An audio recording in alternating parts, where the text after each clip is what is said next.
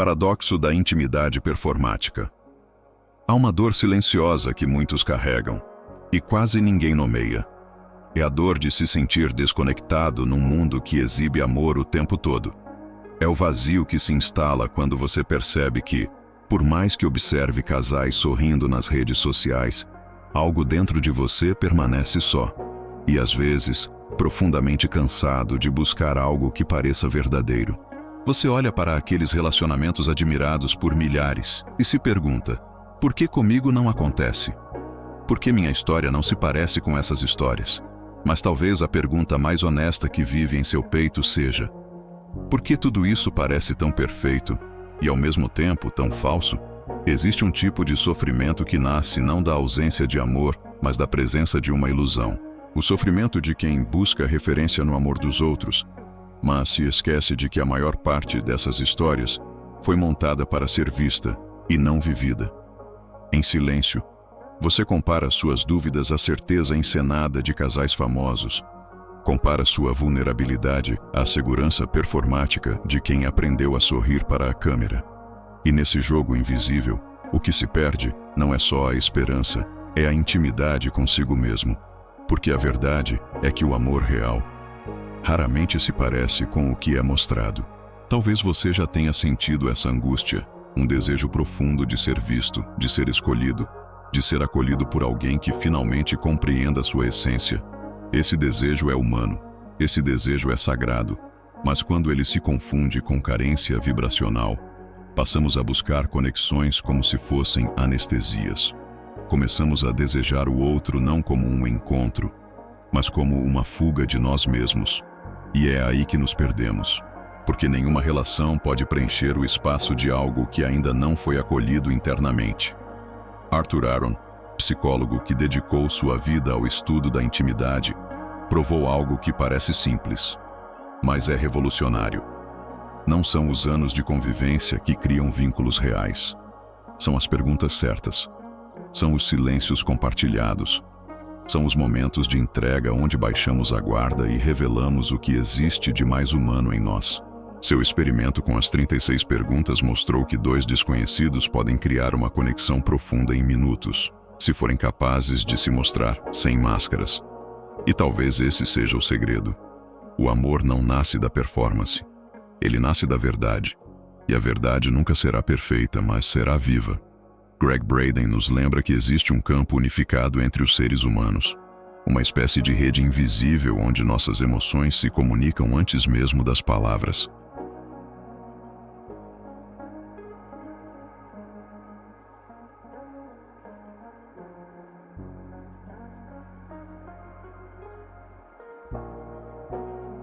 Quando há verdade, há coerência cardíaca, há vibração em sintonia. E talvez por isso você se sinta tão desconectado ao observar certos relacionamentos midiáticos. Eles vibram no campo da imagem e não da presença. São afetos produzidos como dopamina social, alimentando o ego e não o coração. E o que é pior, esses afetos são replicados como modelos a serem seguidos, quando na verdade são apenas fachadas bem editadas. É por isso que precisamos conversar. É por isso que este vídeo existe. Porque talvez você esteja cansado de seguir um mapa que leva a lugar nenhum. Talvez você esteja pronto para se libertar da comparação e abrir espaço para uma nova consciência sobre o amor. Hoje, vamos olhar para esse paradoxo. Quando a imagem de um relacionamento vale mais que a intimidade real. Vamos atravessar as fachadas, desmascarar as ilusões e tocar, com coragem e compaixão, o que existe de mais verdadeiro no encontro entre 2 almas. A performance do afeto.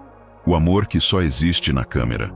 Existe algo hipnótico nas relações famosas, como se elas oferecessem uma promessa coletiva de que o amor pode, e deve, ser um espetáculo constante. Olhamos para essas imagens, para essas declarações públicas, para os abraços coreografados, e inconscientemente acreditamos que ali existe plenitude, que ali mora a resposta para o que tanto nos falta. Mas o que acontece quando essa imagem se torna mais importante do que o próprio vínculo? Quando o roteiro da relação ganha mais valor do que o enredo invisível da convivência real? Muitas vezes, As relações que admiramos à distância são apenas espelhos. Espelhos das nossas carências. Espelhos do nosso desejo de viver algo que nos salve. Projetamos nesses casais aquilo que ainda não resolvemos em nós. Acreditamos que, se tivéssemos alguém assim, se estivéssemos em uma história parecida, seríamos enfim completos.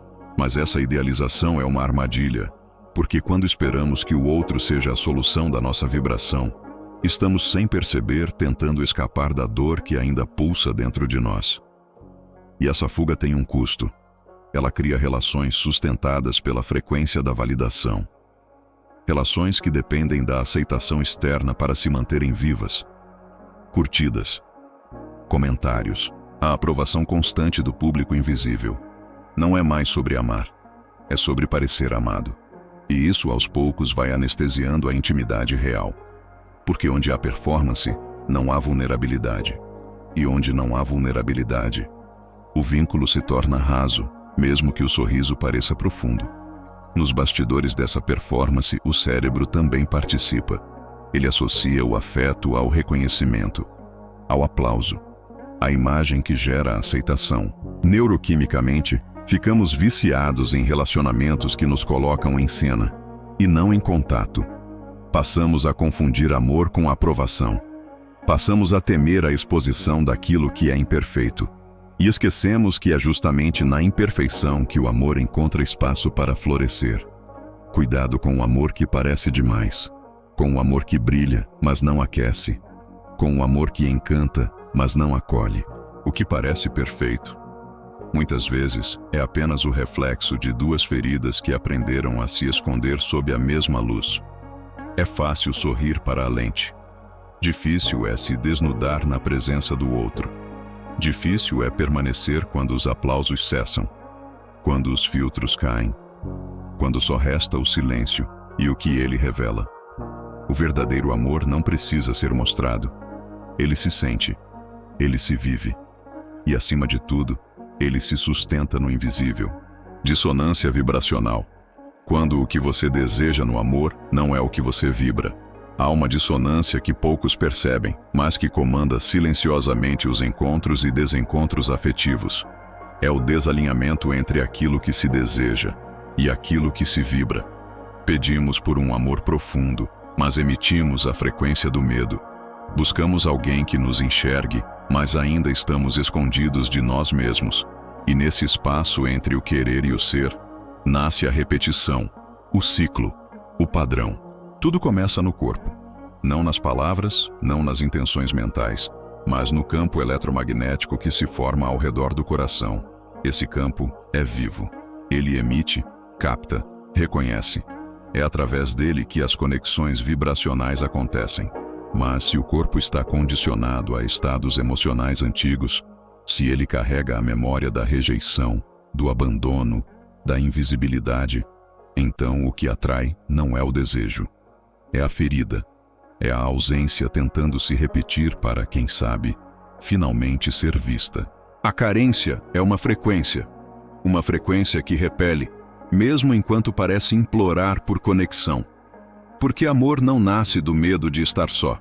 Amor nasce da presença que transborda. Mas quando buscamos alguém para preencher o vazio, o que encontramos na maioria das vezes é mais vazio. É afastamento. É um eco daquilo que ainda não se integrou dentro de nós. Esse ciclo é intensificado pela dependência emocional. Quando não curamos os traumas da infância, do passado, daquelas relações que nos ensinaram a amar com medo, entramos em loops vibracionais. Atraímos o mesmo tipo de relação, de pessoa, de desencontro, como se o universo estivesse o tempo todo nos oferecendo espelhos, não para nos punir, mas para nos lembrar de onde ainda sangramos. E sangrando, repetimos.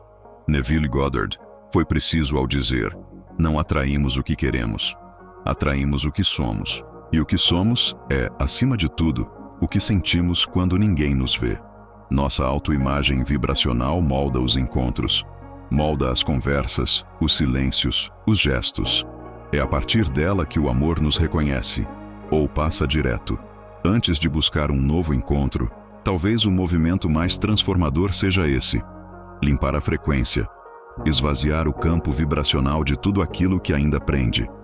E uma forma profunda de fazer isso é através da escrita.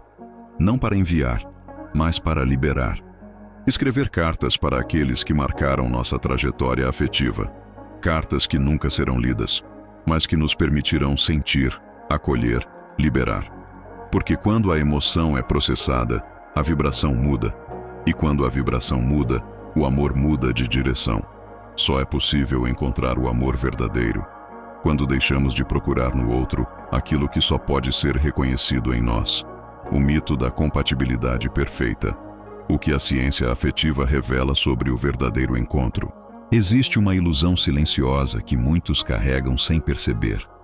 A de que o amor verdadeiro precisa ser compatível, que duas pessoas só se conectam de verdade se tiverem os mesmos gostos, os mesmos planos, os mesmos ritmos.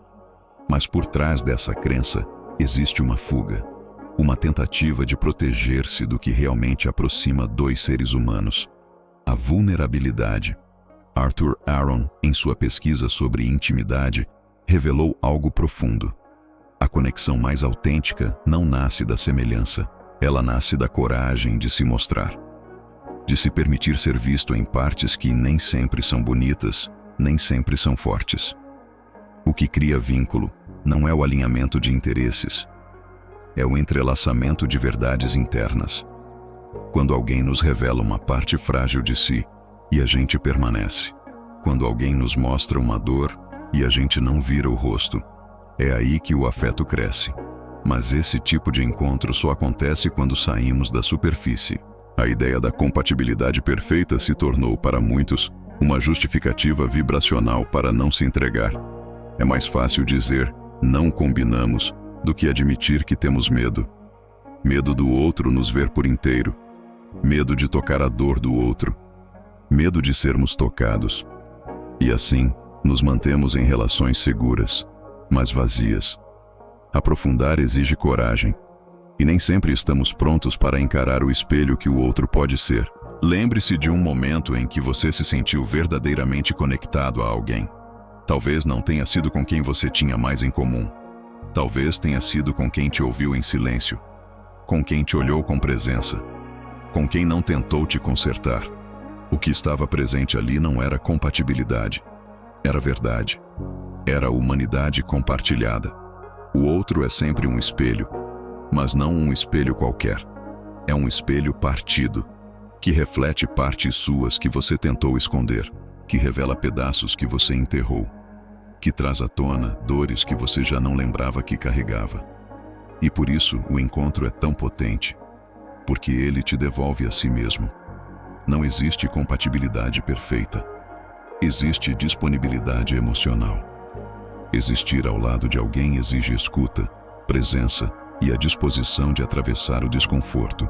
É no desconforto, aliás, que o amor deixa de ser ideal e começa a ser real. Quando o amor serve para esconder a si mesmo, relações como distração espiritual. Às vezes, o que chamamos de amor é só fuga. Uma fuga bonita, desejada, até idealizada, mas ainda assim uma fuga. Quantas vezes entramos em um relacionamento não porque estávamos prontos para amar, mas porque não queríamos mais olhar para dentro, porque a solidão gritava, porque o silêncio incomodava, porque o vazio parecia grande demais para suportar sozinho. O amor, nesses casos, torna-se uma espécie de anestesia. Um alívio momentâneo da dor que não sabemos como cuidar. Um cobertor emocional que cobre, mas não cura. E assim, buscamos no outro o que não encontramos em nós. Segurança, sentido, direção. Mas o outro não veio para preencher a sua ausência. Ele veio para refletir onde ainda dói. E muitas vezes, ao invés de ouvirmos esse reflexo, o silenciamos com paixão, com apego, com fantasia. Existe um fator sutil, quase imperceptível, que sabota muitas relações desde o início. O desejo inconsciente de não precisar se olhar. Quando estamos vibrando carência, criamos conexões a partir da urgência e não da presença. Começamos a amar para não sentir, para não pensar, para não lidar. E isso tem um custo vibracional alto. Porque quanto mais evitamos a dor, mais nos afastamos da verdade. Joe Dispenza nos lembra que o corpo pode se viciar em padrões emocionais, inclusive nos mais disfuncionais. Às vezes, o corpo deseja o afeto tóxico porque ele é familiar, porque é previsível, porque ativa neuroquímicos que, mesmo que nos causem sofrimento, nos fazem sentir vivos. E sem perceber, nos tornamos dependentes emocionais de relações que só existem para alimentar um ciclo repetitivo de carência. Há 3 sinais vibracionais muito sutis que revelam se estamos nos relacionando por medo, e não por expansão. Quando sentimos que sem o outro perdemos o chão. Quando sentimos que precisamos mudar para sermos amados. E quando sentimos que o silêncio entre dois é insuportável, porque revela tudo aquilo que evitamos sentir sozinhos. Nesses momentos, é como se o relacionamento fosse um quarto escuro. Confortável, conhecido, protegido. Mas quando a luz da consciência entra, algo muda. Começamos a enxergar o que antes estava escondido. As feridas, os padrões, os vícios emocionais. E essa luz incomoda, porque ilumina o que estava quieto na sombra. É por isso que muitas relações entram em crise no exato momento em que um dos dois começa a despertar. Mas toda crise é convite. Convite para retornar a si, para limpar a vibração, para entender que o amor verdadeiro não vem para tapar buracos, mas para abrir caminhos. Ele não vem para nos esconder, mas para nos revelar, desfazer a ilusão, transformar projeção em presença vibracional. No fundo, todo o amor que buscamos começa no ambiente invisível dentro de nós. Bruce Lipton nos mostrou que até o DNA, aquilo que acreditávamos imutável, responde ao ambiente. E o ambiente, neste caso, é a frequência emocional que cultivamos por dentro. Isso significa que o amor que você vive responde ao campo que você emite. Não é sobre sorte, nem sobre encontrar a pessoa certa. É sobre se tornar o espaço vibracional onde o amor real pode pousar. Quantas crenças herdadas você ainda carrega sobre afeto? Quantas ideias distorcidas você absorveu sem perceber, que dizem que o amor dói? Que amor de verdade exige sacrifício, que para ser amado é preciso sofrer. Tudo isso molda a forma como você se permite ser amado. E tudo isso pode ser reprogramado. Você não precisa da dor para se sentir digno de amor. Você não precisa do caos para sentir que está vivendo algo verdadeiro. Você não precisa mais repetir o enredo de amores que só existem quando você se abandona. Imagine, por um instante, que seu coração é uma estação de rádio e que a relação que você deseja já está sendo transmitida em uma frequência específica. Se você está sintonizado na carência, na insegurança, na culpa, no medo, essa frequência passa despercebida. Mas quando você muda a sua sintonia interna, quando você entra no estado vibracional da presença, da aceitação, da completude, então essa nova realidade começa a aparecer. Não porque algo externo mudou, mas porque você se tornou capaz de receber. Greg Braden nos lembra que conexão verdadeira é ressonância. É quando duas frequências se reconhecem, se expandem, não se completam, porque ninguém vem para preencher você, mas se espelham e se impulsionam mutuamente. E talvez esse seja o convite mais profundo, mais do que buscar um relacionamento ideal. Torne-se o espaço ideal para que o amor verdadeiro floresça. Porque quando você vibra amor, ele não precisa ser procurado. Ele encontra você, no tempo certo, na frequência certa, na realidade onde você, enfim, decidiu se amar primeiro.